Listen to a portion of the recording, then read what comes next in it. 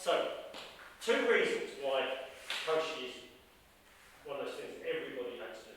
Number one, most of us don't do it very well, which then in turn makes the breakfall really difficult. And number two, the breakfall can be a real bugger. If people don't give you proper structure, it's like being a sack of coal against the wind. Okay?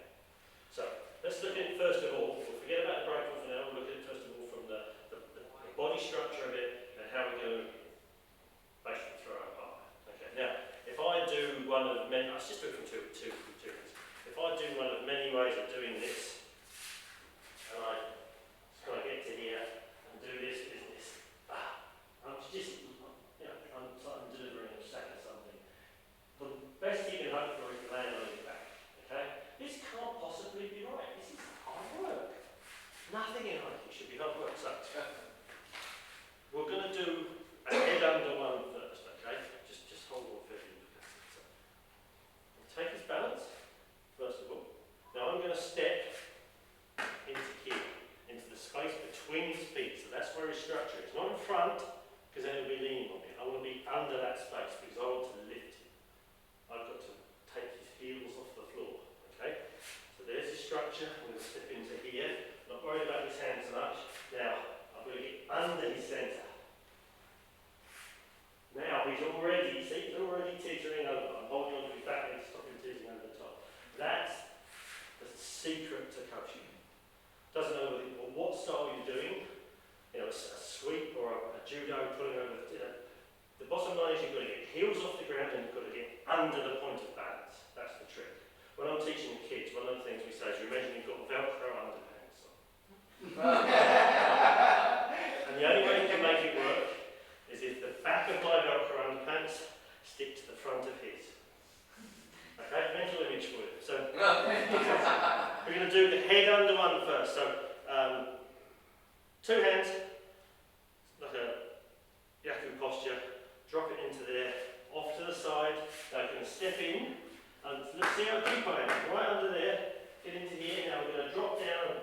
At the moment my pants are on your belly button, that's no good. We get down there. And then I've got, now you can do a right hand breakfall, just do a right hand roll. Nothing hard about that too. It's the easiest breakfall in the stuff. The same thing. Again, I tend to offer one hand up on arm, just because I'm promising the technique. I'm going to go off to the side, so I'm taking a Yonkyo style entry here. And it's just to start that compression to the front and try and get his heels to start lifting through. Now this is the tricky one. My back leg is going to come through onto his front balance point whilst this is still going up. And then my back leg is going to shift through into here between the two and come down into there. And my hip goes through first. I'm talking to you and I'm doing it very, very slowly, so it's a bit ungainly. But he is now on the back of my hip. He's not over my back, he's on the back of my hip. So just by me rotating my hips within my posture, I can make the throw. There is no strength involved. Make sense? Yeah? Like free chiropractic. It is. So, out to the side, back goes to the front, still leading his front portion. Into here, down, velcro pants engaged, to this T-shaped posture you can't really see. And there it is. And if he wants to now, he can make his zucchini, he comes off my hip that way. I'm not throwing him that way, he goes off my hip down towards Marcus. That's comparatively easy breakfall. It's like bread falling off the top of the table, just leaning down to the floor and just rolling. So let's just try this setup again. No throwing around. So off to the side, so your front foot goes off to the side, so your back hip can drive this up. When you're stepping up, keeping this floating, your hip withdraws, underneath, down, pick up the posture, and there's yourself. So it's literally koshi is hip. It shouldn't be any higher than the back of this. It goes up to the small of your back, most of the time it's too high. It becomes something else. How do you go? Do this, doesn't matter which one you do. Shape here, into here, under here. So there's, between the heels and steps, we're going to call it, there's me picking it up. So, I've thrown forward. So the shape, I can feel balance point is, if I want to be nasty, I'll tip it forwards, it'll go over there. But that's the shape. That's the shape for comfort dojo technique for my partner. I can drop my right hip, lift my left one, and roll off over to the legs in the corner by showing that, and just. I'm literally just saying, it's easy. Straightforward enough? See the mechanics of it? Yeah? Have a try. Are you sure we want another look? Or you... One minute. You're letting go of his arm. No. He's going in. So we're under here, right in between. There's the T-shaped posture. I'm right in between. I'm just on the corner of the edge of my butt.